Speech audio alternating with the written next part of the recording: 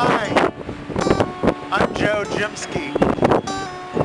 I'm the co-PI on the B466 Antarctic Phytoplankton Adaptation Project.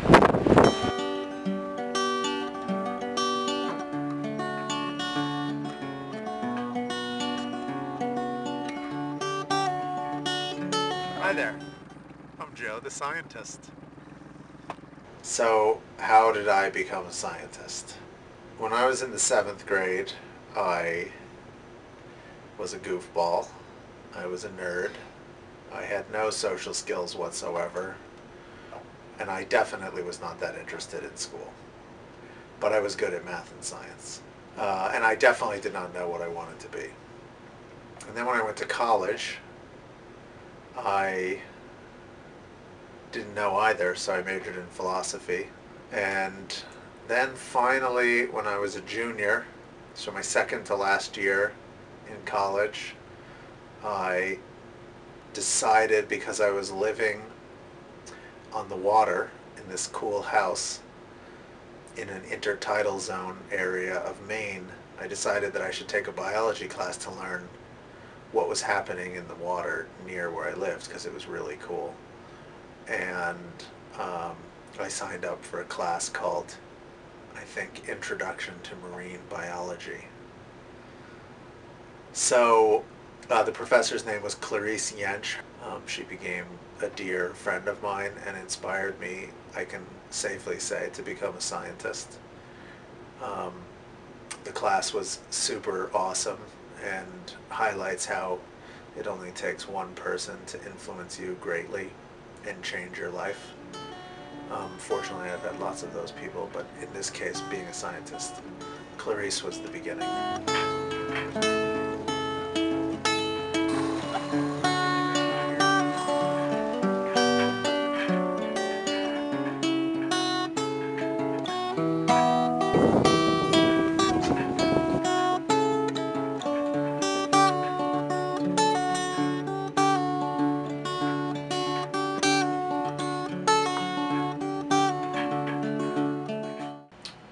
So without a doubt, one of the things that I love about science is that if you're an environmental scientist like I am, you get to go to some amazing places. And that is definitely something that keeps us coming back, so to speak, for more.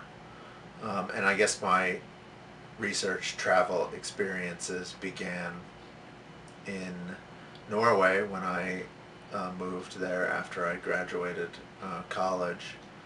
And the first trip I got to take to a super high latitude environment was I was able to go to the archipelago Svalbard, which is north of Norway above the Arctic Circle. I accompanied some of my colleagues from the biological station that I was working at there for a 10-day cruise, and that whet my appetite for doing field research. So after living in Norway, I moved to New Jersey, and while I was there, I applied to go to Antarctica for the first time to take this Antarctic biology course, and that was my first experience on the ice, as we call it, and ever since then I've come back 6 times and am kind of addicted to doing field work here, and I think there's a lot of interesting questions and there's a lot of great opportunities for doing work in extreme environments that will teach us a lot about working in relatively normal environments. So that's the justification for going to Antarctica or diving in the deep sea, is to use extreme models to better understand all of life. And that's a lot of what biology research is in a place like Antarctica, and certainly what we're doing with our project. So I've been, this is my 7th trip to Antarctica. I've done research on the top of Antarctica's active volcano, Mount Erebus. I have done research in the dry valleys, which is a very unusual windswept valley in Antarctica. I've been diving in the deep sea submersible Alvin, doing research on hydrothermal vents, and then have been to various places doing minor amounts of science, like at Lake Tahoe or in Yellowstone National Park, which is a pretty great place to work as well.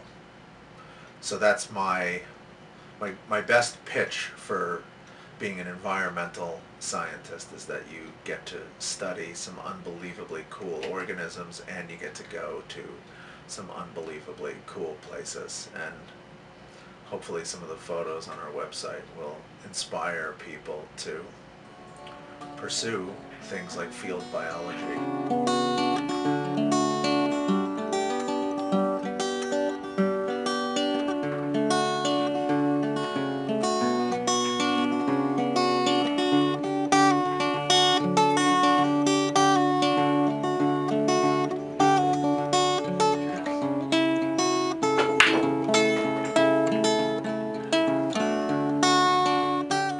Yes, science sometimes is a long slog, and sometimes difficult to see what the rewards might be, especially when you're in the lab at 3 in the morning. Good morning. It's almost 5 o'clock, and it's time to sample. And your experiment isn't working. And you get frustrated and your computer crashes and your experiment fails and you don't think you're going to graduate and you don't think you're smart enough and you don't think you write well enough. All of that is a little difficult, but the rewards are worth it if you keep working hard. You sometimes find yourself in the most amazing situations, like getting to work at Palmer Station. So yeah, you have to deal with a lot of frustration being a scientist, but I would say in the end it's absolutely worth it, and it's the best job in the world.